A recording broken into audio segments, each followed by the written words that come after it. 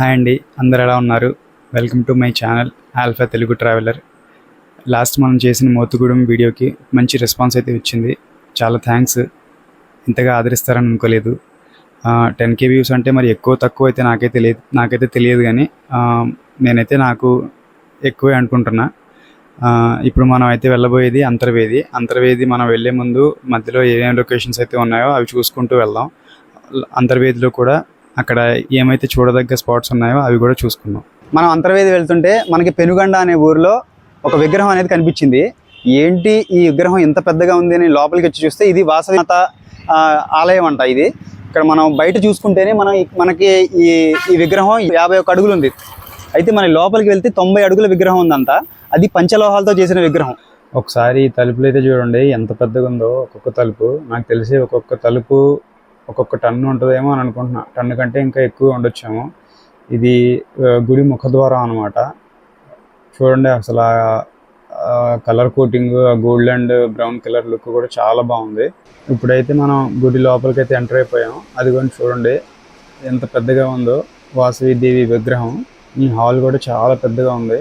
చూడండి ఒకసారి మనం చూసుకుంటే ఏదో ఆడిటోరియం హాల్ కంటే కూడా చాలా పెద్దగా ఉందన్నమాట.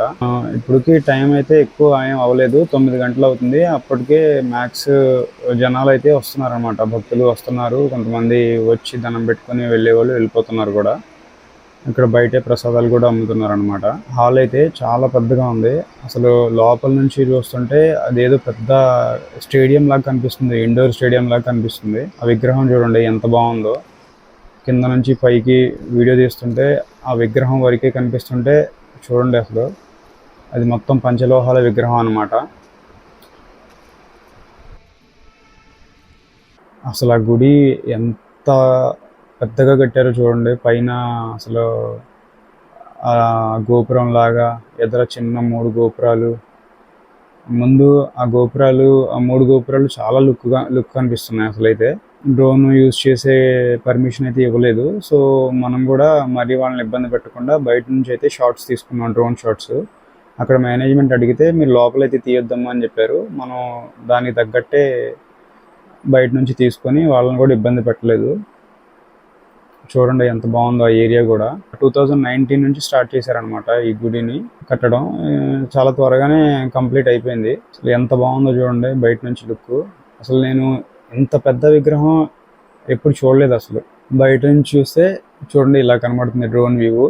ఇది కూడా చిన్న విగ్రహం ఏం కాదు. ఇది కూడా దాదాపు 50 అడుగులు 51 అడుగులు ఉందంట ఆ విగ్రహం. ఇది కూడా లోపలిదైతే 90 అడుగుల పంచలోహాల విగ్రహం. అసలు అయితే వాసవి దేవి గుడి అంటే ఇదన్నమాట, పాతది. మనం చూసుకుంటే ఈ గుడి ఏమో ఇట్లా కనిపిస్తుంది అవుట్లుక్లో. మనం నరసాపురం అయితే రీచ్ అయిపోయాం. ఇప్పుడు ఇక్కడ నుంచి ఫెరీ తీసుకోవాలి. ఫెరీ అంటే ఇక్కడ లోకల్ వాళ్ళు దాన్ని పంటి అంటున్నారు. మనం టికెట్ అయితే తీసుకున్నాం. కార్కి కూడా నాతో పాటు 2 ఉన్నారు, మొత్తం 3కి. మన దగ్గర అయితే 260 రూపీస్ ఛార్జ్ చేశారు. మనం కార్ని పంటి లోపలికి అయితే ఎక్కిచ్చేస్తున్నాం. ఇప్పుడు ఆ ఫెరీ కూడా ఫుల్ అయిపోయింది ఆల్మోస్ట్. ఇప్పుడు మనం వెళ్తే బయలుదేరిపోవడమే. అటు పక్కన ఇంకొకటి ఉంది, మరి ఇది ఫుల్ అయితే అది వేస్తారనుకుంటా. అబ్బో ఎలా అయితేనే కార్ని అయితే లోపలికి ఎక్కిచ్చేసాం. నేను బాగా కష్టపడాల్సి వస్తుందేమో అనుకున్నాను. చాలా సింపుల్గానే ఎక్కేసింది, పెద్ద ఇబ్బంది ఏం పడలేదు. మనం ఇక్కడ 2 ఫెరీలు నడుస్తున్నాయి అనమాట. ఒకటి ఇటు వెళ్తే ఒకటి ఇంకోటి అటు వస్తుంది. అటువైపు నుంచి ఫుల్ అయ్యి నరసాపురం వైపు వస్తుంది అనమాట. ఇప్పుడు మనం అయితే పంటి లోపల నుంచి ఇలా ఉంది కనిపిస్తుంది చూడండి. మనకి చూడండి డ్రోన్లో ఎట్లా కనబడుతుందో. మనం పంటిలో కార్ ఎక్కించిన తర్వాత కూడా డ్రోన్ షాట్ తీసాము, ఎట్లా కనిపిస్తుంది. మనకి లెఫ్ట్ సైడ్లో కనిపించే ఏరియా మొత్తం సకినేటిపల్లి ఏరియా. మనం దాటింది మాత్రం నరసాపురం. ప్రస్తుతం మనం అయితే పెనుగొండ, మార్టేరు, పాలకొల్లు దాటి నరసాపురం అయితే వచ్చేసాం. మనం ఇప్పుడు పంటి ఎక్కింది నరసాపురం ఏరియా. మనం వెళ్ళేదేమో సకినేటిపల్లి ఏరియా అనమాట.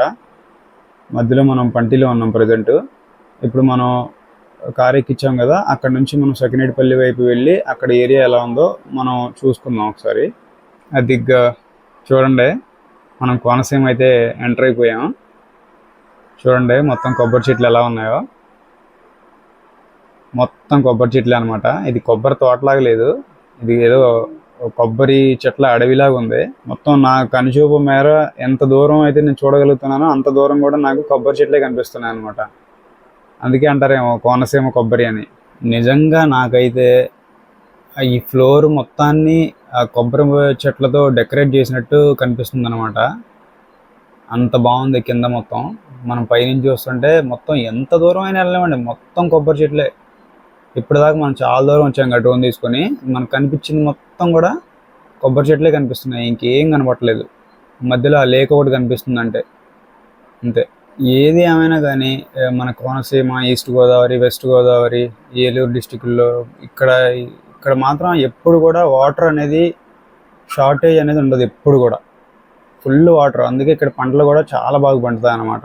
అదిగో వచ్చేసాం అన్నా చెల్లెలు గట్టు అంట. చాలా జాగ్రత్తగా ఉండమని బోర్డు పెట్టారు. ప్రస్తుతం మనం అయితే అంతర్వేది బీచ్ దగ్గరికి అయితే వచ్చేసాము. ఇక్కడ బీచ్లో ప్రత్యేకత ఏంటంటే ఇక్కడ అన్నా చెల్లెలు గట్టు అని ఒక గట్టు ఉందన్నమాట.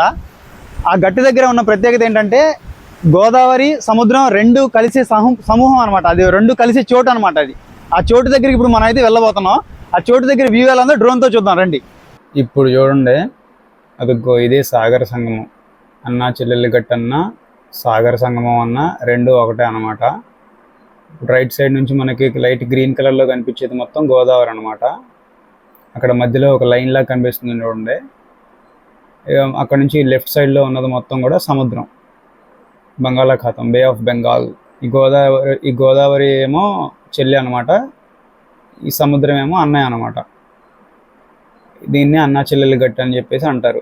ఇదే లైట్ హౌస్ అనమాట. ఇక్కడ చూడండి, మనం ఇక్కడ చూసుకుంటే ఇక్కడ కూడా ఆఖరికి కొబ్బరి చెట్లను వదలలేదు. ఇక్కడ కూడా కొబ్బరి చెట్లు నాటేశారు వీళ్ళు. ప్రజెంట్ అయితే క్లోజ్ చేసి ఉంది. విజిటింగ్ అవర్స్ వచ్చేసి ఇక్కడ 3:30 నుంచి 5 వరకు అనమాట. ప్రజెంట్ అయితే క్లోజ్ చేసి ఉంది.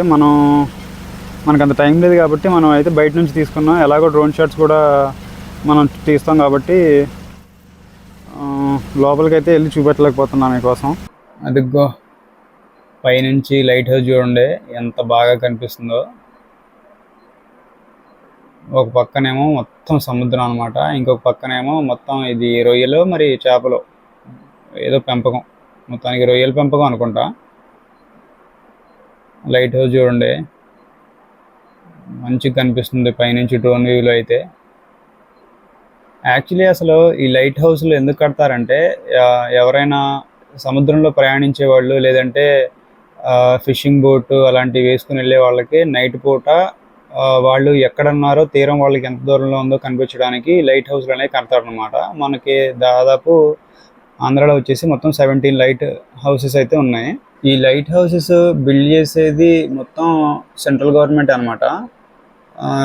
దీని కంట్రోల్ కూడా వాళ్ళ దగ్గరే ఉంటుంది. సెంట్రల్ గవర్నమెంట్ అంటే DGLL అని, directorate general of light houses and light ships అనమాట. వాళ్ళ కంట్రోల్లో ఉంటుంది మొత్తం. ఈ లైట్ హౌసెస్ అన్నీ కూడా వాళ్ళ కంట్రోల్లోనే ఉంటాయి. అంతర్వేదిలో ఇంకొక ప్రాముఖ్యత కలిగిన ప్లేస్ కూడా ఉంది. అదే ఈ లక్ష్మీ నరసింహస్వామి దేవాలయం అనమాట. బయట నుంచి చూస్తే మనకి గుడి గోపురం ఇట్లా కనిపిస్తుంది. మనం లోపలికి కూడా వెళ్ళి చూద్దాం. ప్రస్తుతం మనం కోనసీమ జిల్లాలో ఉన్న అతిపెద్ద లక్ష్మీ నరసింహస్వామి దేవస్థానం దగ్గర అయితే ఉన్నాం మనం. బయట నుంచి అయితే మనకి ఇట్లా వ్యూ ఇట్లా ఇది కనబడుతుంది. గోపురం చూడండి ఎంత అందంగా ఉందో. ఇది చూడండి, ఇది ప్రధాన గుడి ద్వారం అనమాట. ఇలా ఉంది. ఇది లోపల ప్రధాన గుడి లోపల వైపు ఇలా ఉంటుంది అనమాట. బాగుంది, మంచి కలర్ఫుల్గా ఉంది గుడి మొత్తం. చాలా అందంగా ఉందన్నమాట. ఇక్కడ వచ్చేసి పెళ్ళిళ్ళు జరుగుతుంటాయి. ఇవన్నీ మండపాలు, చిన్న చిన్న మండపాలు. ముహూర్తాల టైంలో బిజీగా ఉంటుంది ఇక్కడ. ఇక్కడ వచ్చేసి వాటర్ ట్యాంక్ కూడా ఉంది మనకి. దాని పక్కనే ఒక పెద్ద షెడ్ లాగా ఉంది చూడండి. దాంట్లో రథం ఉంటుంది అనమాట. లాగే రథాలు ఉంటాయి. ఇక్కడ సంక్రాంతి పండగకి చాలా ఫేమస్ అనమాట. ఇక్కడ చాలా బాగా చేస్తారు ఇక్కడ సంక్రాంతి పండగ. రథాలు లాగుతారు అనమాట. అప్పుడైతే ఇక్కడ చాలా క్రౌడ్ కూడా ఉంటుంది. మనం అయితే ఇక్కడ ఒక పక్క నుంచి గుడి గోపురం అయితే ఇట్లా కనిపిస్తుంది చూడండి. పక్కన బోర్డు కూడా ఉంది, శ్రీ లక్ష్మీ నరసింహస్వామి వారి దేవస్థానము. గుడి మొత్తం మనం డ్రోన్ వ్యూలో చూస్తున్నాం. చుట్టుపక్కల ఏరియా కూడా మనకు బాగా నీట్గా కనబడుతుంది. ఇక్కడ హోటల్స్ కూడా ఉన్నాయి. ఎవరైనా టెంపుల్కి వచ్చిన వాళ్ళు కొంతమంది ఇక్కడ ఉండాలనుకుంటే ఇక్కడ హోటల్స్ కూడా ఉన్నాయన్నమాట. రెడీ అవ్వడానికి, ఫ్రెష్ అవ్వడానికి పక్కన ఒక 2-3 హోటల్స్ ఉన్నాయి. ఇక్కడ గుడి చుట్టుపక్కల ఆవరణ కూడా చాలా నీట్ గా ఉంచారు ఇక్కడ మేనేజ్మెంట్. మనకైతే లోపల నుంచి డ్రోన్ షాట్స్ తీసుకోవడానికి పర్మిషన్ అయితే దొరకలేదు. అందుకనే మేము కూడా వాళ్ళని ఇబ్బంది పెట్టకుండా ఏదో బయట నుంచి అయితే చూపించాం అనమాట. 4 వైపులు గుడికి గోపురాలు చాలా అందంగా కనబడుతున్నాయి. ఈ గుడిలో అన్నదానం జరుగుతుంది. డైలీ అన్నదానం జరుగుతుంది అనమాట. ఇంకా శని ఆదివారాల్లో ఇంకా రష్ ఉంటుంది అనమాట. ఇది వశిష్ఠ టెంపుల్ అనమాట. ఈ లోపల ఉన్నది మొత్తం టెంపుల్, ఆ వెనకాల ఉన్నది మొత్తం దానికి సంబంధించిన ఏదో ఆశ్రమం అనుకుంటా. ఈ చుట్టుపక్కల కూడా రొయ్యల పెంపకం, మరి చేపల పెంపకం జరుగుతుంది. ఇక్కడ షింప్ ఫార్మింగ్ చాలా ఎక్కువ ఉంటుంది అనమాట. లోపల చూడండి ఏరియేటర్స్ పెట్టున్నాయి. దాని పక్కనే చూడండి ఎలా డెకరేట్ చేశారు. మొత్తం దారి లాగా చేశారు. ఇది బోటింగ్ కోసం పెట్టారు. కాకపోతే బోటింగ్ ప్రెజెంట్ అయితే నడవట్లేదు. ఏందో మన లాస్ట్ వీడియోలో మోతుకుటం వెళ్ళినప్పుడు కూడా బోటింగ్ లేదు. ఇక్కడికి వచ్చాం, ఇక్కడ కూడా బోటింగ్ లేదు. బోటింగ్ చూపిద్దాం అనుకుంటే పైనుంచి అయితే ఎట్లా కనిపిస్తుంది చూడండి. గోదావరి వాటర్ మొత్తం దాంట్లోకి వచ్చిందనమాట. ఏదేమైనా సరే ఆంధ్రాలో నీట్గా అయితే కొరత ఉండదండి కొన్ని ఏరియాల్లో. ఇంకా రాయలసీమ అంటే అటు మరి ఎలా ఉందో మనకు తెలియదు. ప్రెజెంట్ అయితే అటు కూడా వెళ్దాం. పొద్దునుంచి చేసిన జర్నీ ఏదైతే ఉందో మీకు అర్థమయ్యేలాగా చెప్తాను. మన ఊరు అశ్వపేట నుంచి స్టార్ట్ అయ్యాం. జంగారెడ్డిగూడెం మీదుగా నల్లజర్ల, తాడేపల్లిగూడెం దాటుకుంటూ మనం ఎలాగైతేనే పెనుగొండ చేరుకున్నాం. పెనుగొండలో మనం వాసవి టెంపుల్ దగ్గర కొన్ని షార్ట్స్ అయితే తీసుకున్నాం. అక్కడ అవుట్లుక్ కూడా తీసుకున్నాం, టెంపుల్ అవుట్లుక్. అక్కడ నుంచి మనం పాలకొల్లు మార్టేరు మీదుగా నర్సాపురం అయితే చేరుకున్నాం. మనం నర్సాపురం చేరుకుని అక్కడ నుంచి మనం ఫెరీ తీసుకుని, ఫెరీ అంటే పంటి అని పిలుస్తున్నారు వాళ్ళు అక్కడ. అది చిన్న ఒక లాంచ్ లాగా ఉంది. ఇక్కడ నుంచి అటువైపుకి వెళ్ళడానికి ఒక ఎక్కువసేపు కూడా పట్టలేదు. ఒక 10 నిమిషాల లోపే మేమైతే మా జర్నీని ఫినిష్ చేసుకున్నాం. కానీ ఆ 10 నిమిషాల జర్నీని మేము దాదాపు 30 కిలోమీటర్లు కవర్ చేసాం అనమాట. మేము ఒకవేళ బై రోడ్ వెళ్ళుంటే మేము 30 కిలోమీటర్లు ఎక్స్ట్రా వెళ్లాల్సి వచ్చేది మాకు. మేమైతే చాలా తొందరగా ఆ జర్నీని ఫినిష్ చేసుకున్నాం. నరసాపురం నుంచి సకినేటిపల్లికి జస్ట్ 10 నిమిషాల్లో మేము రీచ్ అయిపోయాం పంటి మీద. తర్వాత మనం అక్కడ నుంచి అంతర్వేది వెళ్ళాం, బీచ్ చూసుకున్నాం, లైట్ హౌస్ చూసుకున్నాం. మనం తర్వాత లక్ష్మీ నరసింహస్వామి టెంపుల్ కూడా చూసుకున్నాం, అవుట్లుక్ చూసుకున్నాం, లోపల కూడా చూసుకున్నాం. చాలా బాగా అనిపించింది నాకైతే. టెంపుల్ షాట్స్ కూడా చాలా కలర్ఫుల్గా వచ్చినాయి, చాలా అద్భుతంగా వచ్చినాయి. నాకైతే చాలా బాగా అనిపించింది. అలాగే మనం బీచ్ దగ్గర సాగర సంగమం కూడా చూసుకున్నాం. ఏంటి అన్న చెల్లెలు గట్టు కూడా చూసుకున్నాం. చాలా బాగుంది. ఒకవైపు నుంచి సముద్రం వచ్చేది, ఒకవైపు నుంచి సముద్రం, ఇంకో వైపు నుంచి గోదావరి అనమాట. రెండు కలిసి ఒక చోటుకైతే వెళ్ళి మనం మంచి డ్రోన్ షాట్స్ కూడా మంచిగా తీసుకున్నాం. నేను తీసుకున్న వాటిలో అన్ని షాట్స్ కూడా చాలా బాగా వచ్చాయని, చాలా మంచిగా వచ్చాయని చెప్పి నేను అనుకుంటున్నా. ఈ అంతర్వేది ట్రిప్కి అయితే మార్నింగ్ ఇంటి దగ్గర నుంచి 5:30కి స్టార్ట్ అయ్యి ఇప్పుడు ఈవినింగ్ 5:30 వరకు అయితే మన ట్రిప్ అయితే అయిపోయింది. ఈ కోనసీమ అందాలని మనం ఈ వీడియోలో చూసామని నేనైతే బాగా ఎంజాయ్ చేశాను ఈ ట్రిప్లో అయితే. కొబ్బరి తోటలు ఎక్కడ చూసినా రోడ్డు వైపు ఇలాంటి లేక్ అవుట్ అయితే కనిపిస్తుంది. ఇలాంటి లేక్ దగ్గర కూడా చాలా వ్యూ కూడా చాలా బాగుంది. అంటే ఇక్కడ లోకల్ వాళ్ళకి అలవాటు అయ్యి ఉండవు, కానీ మనలాగా కొత్తగా ఎవరైనా వచ్చి ఉంటే మాత్రం వాళ్ళకి మాత్రం ఖచ్చితంగా ఇది కొత్తదనే అనిపిస్తుంది. మనమైతే ఈ ట్రిప్లో మనం మొబైల్తో షూట్ చేసిన దానికన్నా సరే మనం డ్రోన్ షాట్స్ అయితే చాలా ఎక్కువ యూజ్ చేసామన్నమాట. ఎందుకంటే ప్రతిదీ మీకు అక్కడ ఉన్న ఏరియా ఎట్లా ఉందో, అక్కడ ఉన్న విజువల్ ఎట్లా ఉందో ప్రతిదీ మీకు డ్రోన్లో చూపించాలని నేను ప్రతి ఒక్క షాట్కి కూడా డ్రోన్ అనేది ఎక్కువ యూజ్ చేశాను అనమాట. నా ఛానల్ని లైక్, షేర్ అండ్ సబ్స్క్రైబ్ అయితే చేయండి. వీడియో అయితే చూస్తున్నారు కానీ చాలామంది సబ్స్క్రైబ్ చేయట్లేదు. ఈ వీడియో ఎట్లా అనిపించిందో నాకైతే కామెంట్లో చెప్పండి. సరే మరి ఇంతటితో ఈ వీడియో అయితే ముగిద్దాం. మళ్ళీ నెక్స్ట్ వీడియోలో కలుద్దాం. అంతవరకు బై.